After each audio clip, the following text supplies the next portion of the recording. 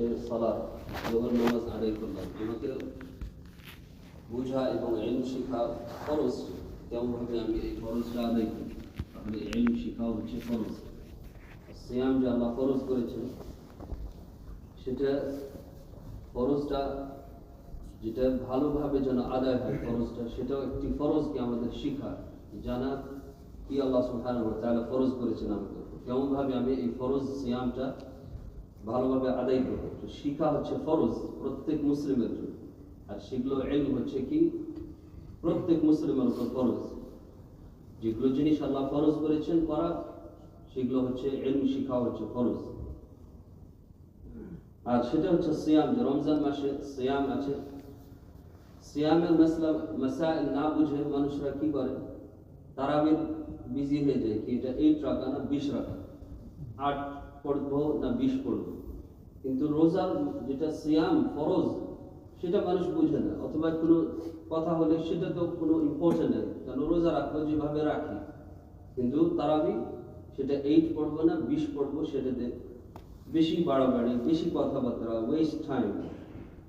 আর এগুলো হচ্ছে মুসলিমের কাজ না। মুসলিমের কাজ হচ্ছে যেটা আল্লাহ ফরজ করেছে সেটা বেশি বুঝা। সিয়াম যেভাবে আল্লাহ ফরজ করেছেন, অনেক কিছু যেগুলো ভঙ্গ করে সিয়াম, সেগুলো বুঝা বেশি ইম্পর্টেন্ট সিয়ামে। আর সেগুলো 8টি জিনিস অথবা 7টি জিনিস, যেগুলো মুফাত্তিরাত, যেগুলো জিনিস রোজাকে ভেঙে দেয় এবং নষ্ট হয়ে যায়।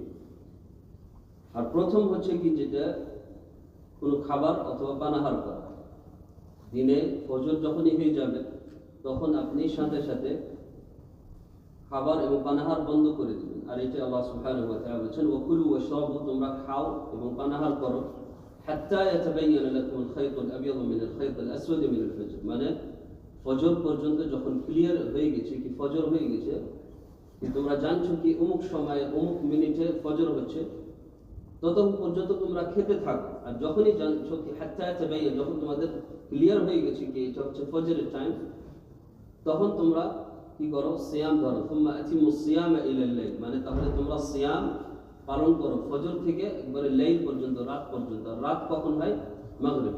মাগরিব পর্যন্ত সিয়াম পালন করো, মানে খাবার এবং পানাহার থেকে দূরে থাকো। আর এটাই হচ্ছে ওয়াকুলু ওয়াশরাবু, তারপরে তুম্মা আতিমুস সিয়াম, মানে কুলু ওয়াশরাবু থেকে দূরে থাকো লাইল পর্যন্ত।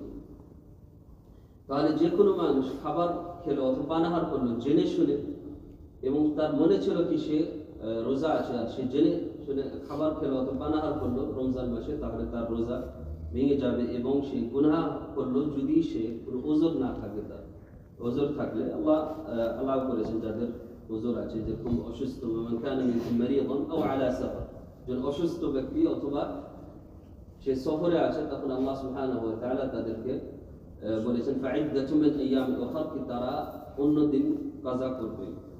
দ্বিতীয় হচ্ছে যে ভঙ্গ করে, সেটা হচ্ছে কি বমি করা। আপনি একজন মানুষ যখন বমি করবে এবং বমি করে সেটা সে মানে জেনে শুনে বমি করবে, মানে তার বমি আসে না, মানে কোনো তার শরীর ঠিক আছে, মানে এর মানে নাকি তার পেট খারাপ আছে অথবা কোনো সমস্যা আছে, সেজন্য সে বমি করলো, এটাতে কোনো অসুবিধা নেই। মানে কেউ যদি অসুস্থ থাকে আর বমি হচ্ছে, তার কোনো অসুবিধা নেই, রোজা ভাঙবে না, আর সেটাতে তার কাজাও করা লাগবে না, সে কন্টিনিউ করবে রোজা। কিন্তু একজন মানুষ অসুস্থ নয়, নরমাল ব্যক্তি, সে নিজে থেকে বমি করার চেষ্টা করলো এবং বমি বের করলো, তখন তার রোজা ভেঙে যাবে। কেন? সিয়াম হচ্ছে এমন একটি জিনিস, সেটাতে আপনি কিছু ভিতরে ঢোকাবেন না আর বাইরেও বের করবেন না, যেটাতে কোনো দরকার নেই।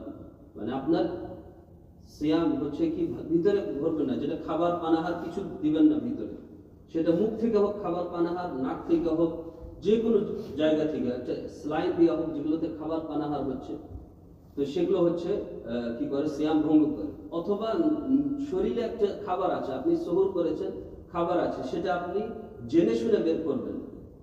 কেন? এটা হচ্ছে সিয়াম, মানে জেনে শুনে যেন কিছু না করে, সেজন্য অন্য জেনে শুনেও কিছু যেন না বের হয় শরীর থেকে। যেটা হচ্ছে কি মানুষ যখন সহবাস করে স্ত্রীর সাথে, জেনে শুনে কিছু বের হচ্ছে শরীর থেকে, মানে যেটাকে বলা মেনি অথবা মেদি, জেনে শুনে যখন বের হচ্ছে শরীর থেকে, তখন সেটা হচ্ছে কি জায়েজ নেই এবং রোজা ভেঙে যাবে। তো এটাই হচ্ছে মেইন উদ্দেশ্য, কখন রোজা ভাঙে। যদি একটা জিনিস বের হয় শরীর থেকে অথবা শরীরের ভিতরে যায় তখন রোজা ভেঙে যায়।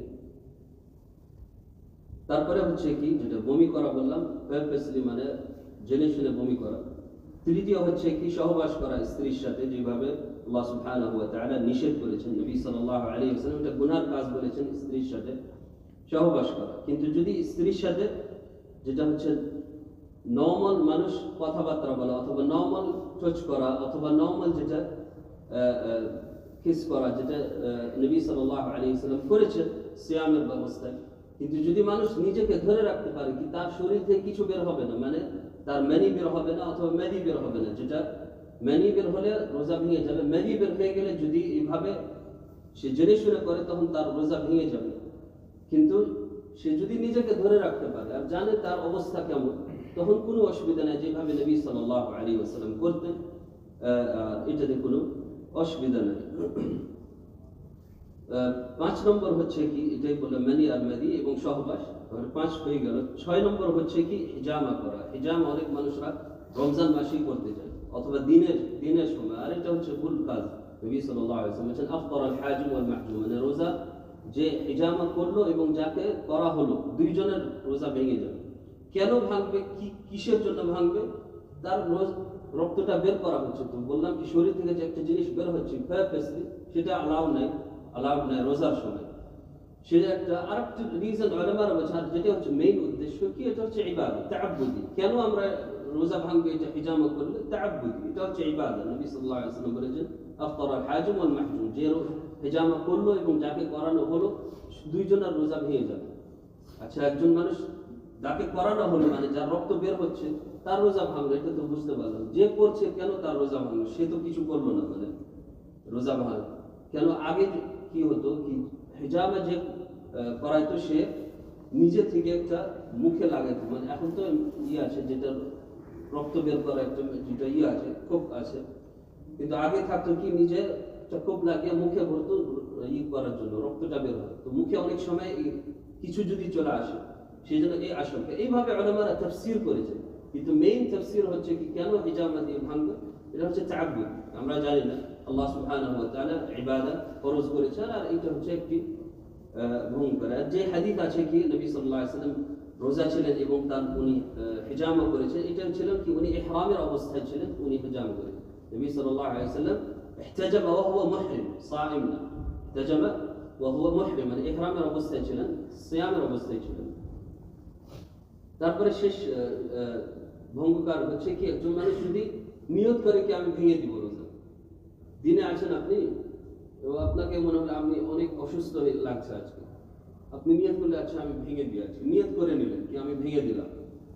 হঠাৎ করে আপনি কিছু খেলেন না, কিন্তু নিয়ত করলেন কি আমি আজকে রোজা রাখতে পারবো না, অসুস্থ লাগছে, তো নিয়ত করে আপনি ভেঙে দিলেন, মানে নিয়ত অন্তর থেকে আচ্ছা আমি আর আজকে রাখবো না, ইনশাআল্লাহ কাজা করে নিব।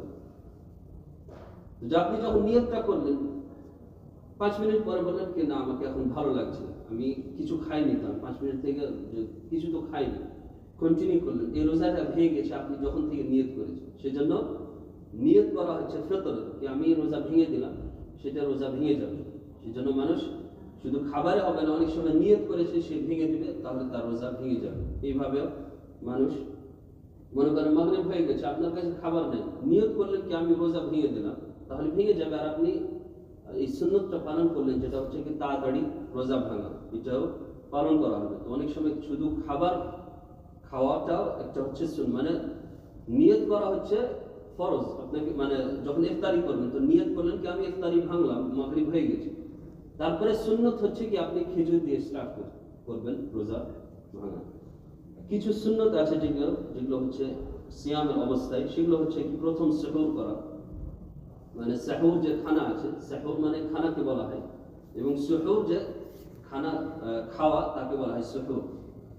তো সেহরের খানা খাওয়া হচ্ছে কি সুন্নত, নবী সাল্লাল্লাহু আলাইহি ওয়াসাল্লাম খেয়েছেন, এবং ইভেন উনি বলেছেন কি যদিও একজন পানি খায়, ওয়ালাউ আন্না আহাদাকুম ইয়াজরাউ জারআতাম মিন মা, যদি একটু পানি খায় তাহলে সে যেন এই সেহরটা যেন মিস না করে। আর কখন সেহর হবে সেটা হচ্ছে কি একবারে শেষ মুহূর্তে, মানে ফজরের কিছুক্ষণ আগে, 10-15 মিনিট আগে আপনি এটা খাবেন। আর যে হাদিসে নি'মা সেহরুল মুমিন আত-তামর, আপনি খেজুর দিয়ে সেহর করবেন, এটা হচ্ছে বেস্ট। এবং হচ্ছে কি সুহুরটা ডিলে করা, যেভাবে নবী সাল্লাল্লাহু আলাইহি ওয়াসাল্লাম করতেন, একবারে ফজরের কিছুক্ষণ আগে 50 আয়াত মানে পড়ার সমান, মানে 10-15 মিনিট সময়। তারপরে ইফতার করা, যে রোজা ভাঙা সেটা হচ্ছে সুন্নত হচ্ছে কি তাড়াতাড়ি ভাঙাবো, যখনই আপনি জানছেন মাগরিব হয়ে গেছে তখনই আপনি ভেঙে দেবেন রোজা, এবং ডিলেই করবেন না, এটাই হচ্ছে সুন্নত। এবং রোজা ভাঙা কি রোতাব খেজুর দিয়ে রোজা ভাঙা, যেটা নবী সাল্লাল্লাহু আলাইহি ওয়াসাল্লাম বলেছেন কি উনি রোতাব দিয়ে ভাঙতেন রোজা, যদি না থাকতো আলা তামারাত, যে কোনো খেজুর দিয়ে। রোতাব হচ্ছে একটি স্পেশাল খেজুর যেটা একটু হলুদ থাকে, ইয়েলো থাকে দেখতে, সেগুলো দিয়ে ভাঙতেন নবী সাল্লাল্লাহু আলাইহি ওয়াসাল্লাম। উলামারা অনেক ফাওয়ায়েদ বলেছে কি অনেক ফায়দা আছে এই খেজুরে রোজা ভাঙার। যদি না থাকে তাহলে আর এটা নাই, এই দেশে আমি অনেক কম দেখেছি, এই দেশে পাওয়া মুশকিল, কারণ এগুলো ফ্রেশ থাকে আর কয়েকদিন পরে এটা গলে শেষ হয়ে যায়। তো এটা হচ্ছে রোতাব। তারপরে যদি না থাকে ফাআলা তামারা, তাহলে খেজুর দিয়ে রোজা ভাঙবে। যদি না থাকে হাসাওয়াত মিন মা, কিছু পানি দিয়ে নবী সাল্লাল্লাহু আলাইহি ওয়াসাল্লাম রোজা ভাঙবে। তাহলে এটাই হচ্ছে সুন্নাত কি আগে এইভাবে করবে। এবং দোয়া করা, যেটা হচ্ছে কি রোজার সময় আপনি দোয়া করবেন, সারাদিন আপনি দোয়া করতে পারেন, এবং রোজা ভাঙার সময় আপনি দোয়া করবেন, আর যখন খাবেন তখন এই দোয়া করবেন, যেটা হচ্ছে কি ذهب الظمأ وابتلت العروق وثبت الأجر إن شاء الله, এই দোয়া করে আপনি রোজা ভাঙবেন। এবং রোজার সময় কেউ যদি মানে মনে করেন গলায় কিছু আছে, কাশি আছে, অথবা যে মুখে একটু স্লাইভে থাকে, এগুলো যদি কেউ গিলে নেয়, এটাতে অসুবিধা আছে কি? রোজা ভাঙবে না, কোনো অসুবিধা নেই, কারণ আপনার এটা মুখ ভিতরে আছে, এটা মুখ থেকে ভিতরে আছে, আপনি বাইরে থেকে কিছু ঢোকাননি, এটা অলরেডি আপনার শরীরে আছে। কিছু যদি চলে যায়, অথবা আপনার কিছু কফ আছে ভিতরে গলায়, এটা যদি ভিতরে চলে যায় কোনো অসুবিধা নেই, কেন এগুলো হচ্ছে আপনার বডির ভিতরে আছে, বাইরে থেকে আপনি কিছু ঢোকাননি, অথবা মানে এইভাবে বের করা হয়নি, যেভাবে কোনো জিনিস বের করলে রোজা ভেঙে দেয়, যেরকম বমি করা, অথবা কফ বের করলে অসুবিধা নেই, কেন কফ একটা বমি না, কফ হচ্ছে একটা যেটাকে বলা হয় নোংরা জিনিস, মানে মুস্তাকদার, একটি খারাপ জিনিস বডি শরীরে থাকে, সেটা বের করা, এটাতে কোনো অসুবিধা নেই। পারফিউম মানে ইউজ করা, অনেক সময় বলা পারফিউম ইউজ করলে নাকে মুখে চলে যেতে পারে, পারফিউম ইউজ করা কোনো অসুবিধা নেই, শুধুমাত্র যখন আপনি ডাইরেক্ট কিছু স্মোক অথবা পারফিউম মুখে নিচ্ছেন তখন সেটা রোজা ভাঙবে। ডাইরেক্ট আপনি যে বখর অথবা যে স্মোকটা বের হচ্ছে বখর থেকে, আপনি ডাইরেক্ট সেটা মুখে নিয়ে আসেন, তখন এটা রোজা। কিন্তু আপনি বখর দিচ্ছেন ঘরে, আপনার কাপড়ে দিলেন, কোনো অসুবিধা নেই, ডাইরেক্ট না হলে কোনো অসুবিধা নেই। অথবা আপনি পারফিউম কিছু আতর ইউজ করলেন, কোনো অসুবিধা নেই, যদি মুখে যদি না যায়, এটা পারফিউম যে আপনি স্প্রে করছেন মুখের ভিতরে যদি না যায়, তাহলে কোনো রোজার ক্ষতি হবে না। এবং হচ্ছে কি খাবার টেস্ট করা, অনেক সময় খাবার আপনি তৈরি করছেন, কুকিং করছেন, অনেক সময় টেস্ট করা দরকার আছে। কেউ যদি টেস্ট করে জিভায় রেখে ঠং কিছু রাখলো এবং বের করে দিল, তাহলে তার রোজার কোনো ক্ষতি হবে না, আর অসুবিধা নেই। কিন্তু খাবে না, সেটা মানে যখন টেস্ট করতে যায় সে মুখের ভিতরে যেন না চলে যায়, সেটা টেস্ট করে ফেলে দিবে, তখন রোজার কোনো অসুবিধা নেই। এবং শেষ হচ্ছে যেগুলো, এগুলো হচ্ছে মুবাহ, মানে কোনো অসুবিধা নেই। আর একটি হচ্ছে যেটা হচ্ছে ক্বাবলা লা তুহারিক শাহওয়া, মানে কোনো যদি কেউ ওয়াইফকে কিস করা অথবা ছেলে মেয়েদেরকে কিস করা, যেটাতে কোনো শাহওয়া নেই, আপনার মানি কিছু বের হবে না, তখন সেটাতে মুবাহ মানে জায়েজ আছে সিয়ামের অবস্থায়। অনেক কিছু যেগুলো হচ্ছে মাকরুহ সিয়াম, মানে ক্ষতি হয় আপনার সিয়াম, যেগুলো হচ্ছে কি বেশি আপনার নাক মুখ ধোয়া, মানে উযু করবেন তখন আপনি নাক মুখ ধোয়া তো ফরজ, কিন্তু বেশি মুবালাগা যেটা করা, মুবালাগা এমনি সময় সেটা হচ্ছে সুন্নত, আরো ভালো করা। নবী সাল্লাল্লাহু আলাইহি ওয়াসাল্লাম বলেছেন ওয়াবালিগ ফিল ইস্তিনশাক, মানে বেশি তুমি ইস্তিনশাক করো এবং মুখ এবং নাক ধোও, ইল্লা আন তাকুনা সাইম, শুধুমাত্র যদি তুমি রোজা থাকো, তাহলে রোজার অবস্থায় মানুষ বেশি করে মুবালাগা করবেন না, এই যে ইস্তিনশাক ও মাদমাদা, মানে মুখ এবং নাক ধোয়া করবে।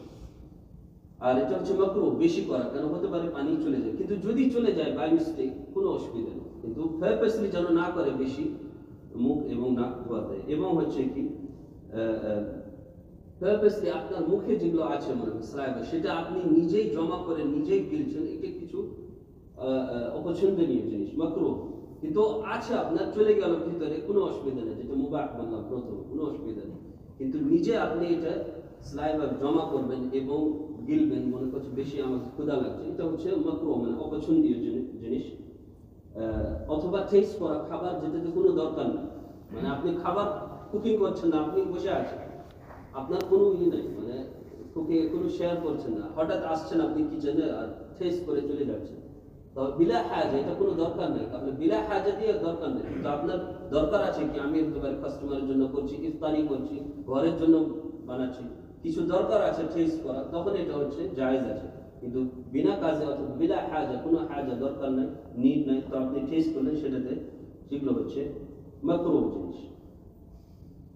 আর অনেক মুহাররামাত যেগুলো হচ্ছে খারাপ কথা বলা, গীবত করা, গুনাহ করা, এগুলো হচ্ছে মুহাররাম। রোজাতে গুনাহ করলে আল্লাহ সুবহানাহু ওয়া তাআলা যখন একটি জিনিস খাবার থেকে যেগুলো হচ্ছে কি আপনার হালাল, এমনি সময় আপনার হালাল, মানে খাবার খাওয়া অথবা এগুলো ভালো, কোনো অসুবিধা নেই, কিন্তু রোজার সময় আল্লাহ যখন এটা হারাম করেছেন, তো একটা জিনিস যখন সব সময় হারাম, গীবত করা, মিথ্যা কথা বলা, হারাম খাওয়া, হারাম কথা বলা, হারাম দেখা, সব সময় এটা হচ্ছে হারাম, তো রোজার সময় কত বড় হারাম হতে পারে। একজন মানুষ যদি হালাল থেকে বেঁচে থাকছে, যেটা হচ্ছে খাবার পানাহার থেকে বেঁচে থাকছে রোজার সময়, তাহলে একটা জিনিস যেটা হচ্ছে সব সময় হারাম, কত বাঁচা উচিত আমাদেরকে রোজার সময়। আল্লাহ সুবহানাহু ওয়া তাআলা যেন আমাদের তাকওয়া হাসিল করার তৌফিক দান করেন। জি, ব্লাড টেস্টে কোনো অসুবিধা নেই, কেন দরকারের জন্য হচ্ছে, আর টেস্টের জন্য তো কোনো অসুবিধা নেই ব্লাড টেস্ট।